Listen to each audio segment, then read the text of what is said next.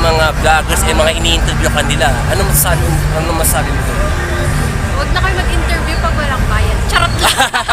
Okay. So meron ka bang gustong i-shout out sa mga kilala mo mga vloggers diyan? Wala pa ako. Okay. Ano ako, isolated. Ano ako, mag-isa lang.